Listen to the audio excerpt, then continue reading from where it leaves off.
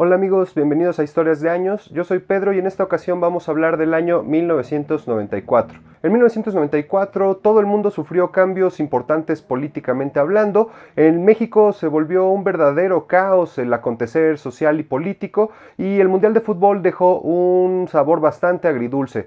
Así que acompáñenme a ver de qué se trata todo esto. Empecemos.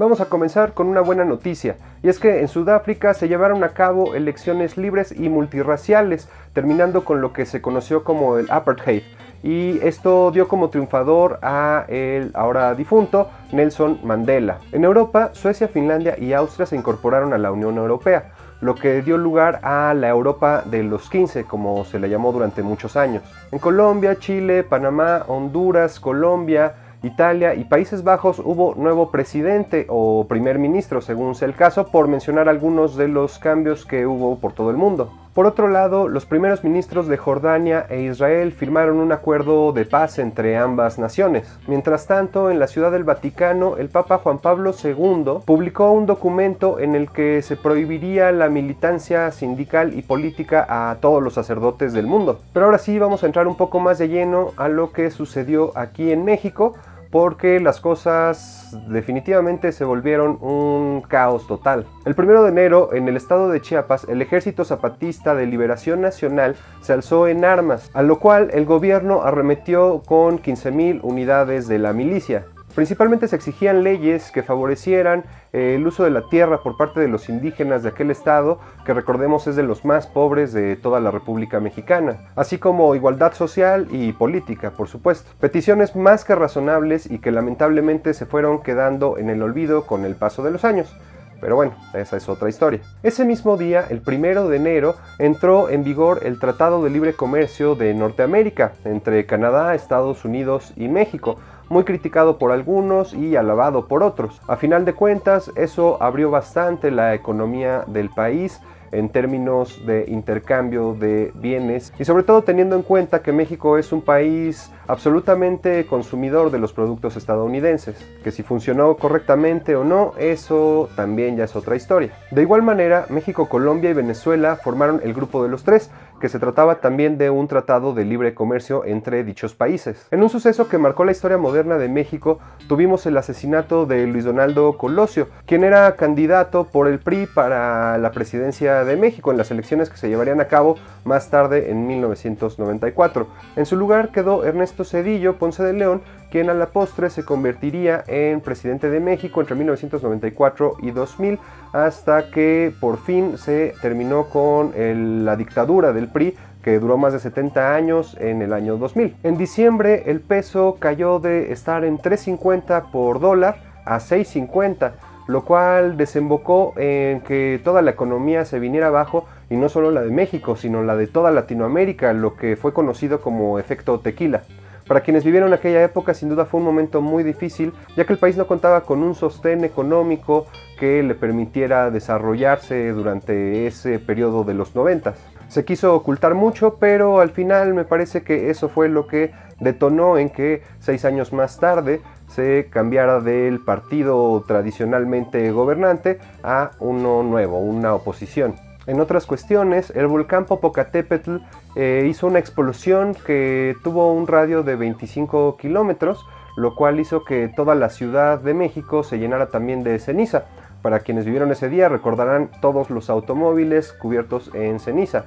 Afortunadamente el volcán no arrojó lava, aún así pues es claro que se tuvo que evacuar la zona por precaución. También en la Ciudad de México se inauguró la línea 8 del metro, y en cosas menos relevantes pero quizá un poco nostálgicas, se creó el canal de videos de música latinoamericana conocido como Ritmozón. Asimismo se creó el Centro Nacional de las Artes gracias a los esfuerzos de Conaculta, y desde entonces se ha convertido en un espacio para el arte, la educación y los nuevos desarrollos de talentos mexicanos en danza, en cine, etc.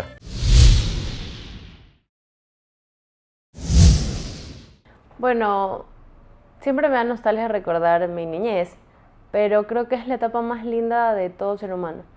Lo que más recuerdo es cuando llegaban todos los juegos en las épocas festivas de la ciudad donde vivía.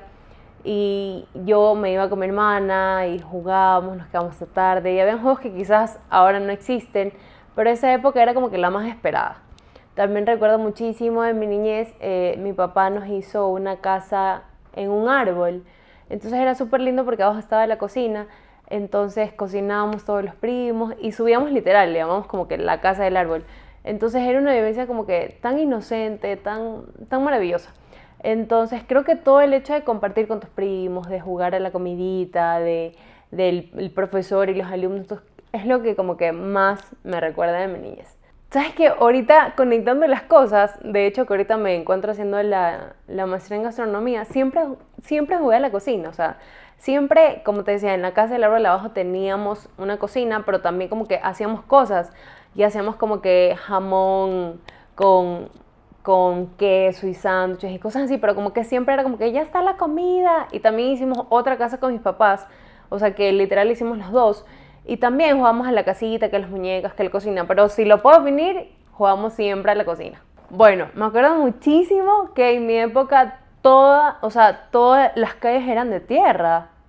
O sea, y ahorita lo vemos, pues ya obviamente todo está pavimentado, pero me acuerdo que todo era de tierra, que había la típica tiendita que la señora pues te amaba y como que mijita, ¿cómo está? Y toda la cuestión. Pero creo que eso ha cambiado como la parte urbana de lo rural que era un poco, ¿no? Entonces más tránsito, más automóviles, más motocicletas y cosas así. Pero creo que lo que más me acuerdo es que afuera de mi casa como que la carretera era de tierra y jugábamos fútbol y jugábamos un montón de cosas. Pero es como que lo que más recuerdo que ha cambiado. Creo que eso tú y yo estaríamos muy de acuerdo. Y es el impacto que ha tenido la tecnología en los seres humanos. O sea, yo me acuerdo clarito, nunca tuve un celular. Como que mis pasatiempos siempre fueron como que, en la noche vamos a salir a jugar con mis amigos. Y jugábamos a los países, y jugábamos a la rayuela y un montón de cosas. Pero creo que es eso, se ha perdido toda esa esencia de compartir realmente con mis primos, que no te lo pueden contar ahora, porque toda la gente está metida pues, en su celular, o el niño llora y dele el iPad, o la niña pues, se porta mal, dele el celular. Entonces creo que eso ha distanciado mucho las relaciones personales, y eso es lo que valoro más en mi niñez que ahora extraño. Que realmente compartí, viví, reí, me caí, anduve en la bicicleta, o sea, todas esas cosas creo que son las que ya no vives ahora. Que todo, como que toda la diversión actual de una persona está en un medio tecnológico. Eso es lo que más puedo recalcar de mi niñez.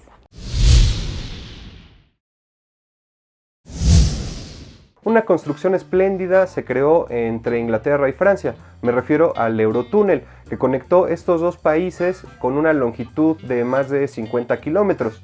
Este túnel puede usarse como tren de pasajeros o también para llevar vehículos como camiones, autos particulares y motocicletas. Desde entonces, ir de Londres a París es una cuestión de unas 2 horas y 20 minutos. En cuanto a la ciencia y tecnología, se lanzó el transbordador Discovery con un astronauta ruso a bordo, lo cual lo convirtió en el primer ruso que estaba en un vehículo estadounidense. En Oslo, Noruega, fue robado el cuadro El Grito de Edvard Munch, que afortunadamente fue recuperado tan solo unos cuantos meses después.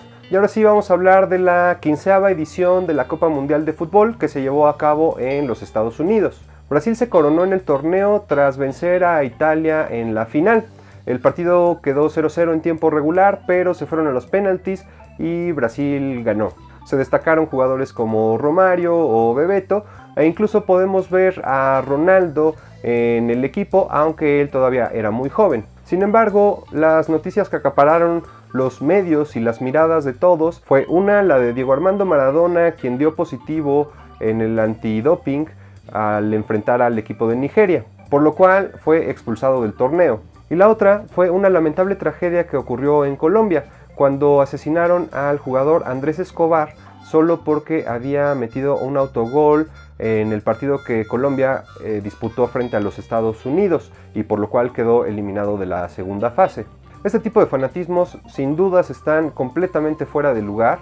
No tuvo razón de ser que pasara algo así solo por un juego de fútbol, y es lamentable que se haya perdido de esta manera una vida. Pero regresando a cosas más agradables, en México tuvimos por primera vez un partido de la NFL. Este fue de pretemporada y fue un partido que se disputó entre los Petroleros de Houston, que ya no existen, y los Vaqueros de Dallas. Al final, los Petroleros quedaron con la victoria 6-0 en un partido que se destacó por lo aburrido y por las condiciones del campo, que definitivamente no estaba preparado para un tipo de juego de este nivel. Sin embargo, esto abrió las puertas para que hubiera más partidos de NFL en México en los años subsecuentes. En Italia murió el piloto Ayrton Senna, brasileño que fue tricampeón de la Fórmula 1 y que lamentablemente nos dejó muy joven.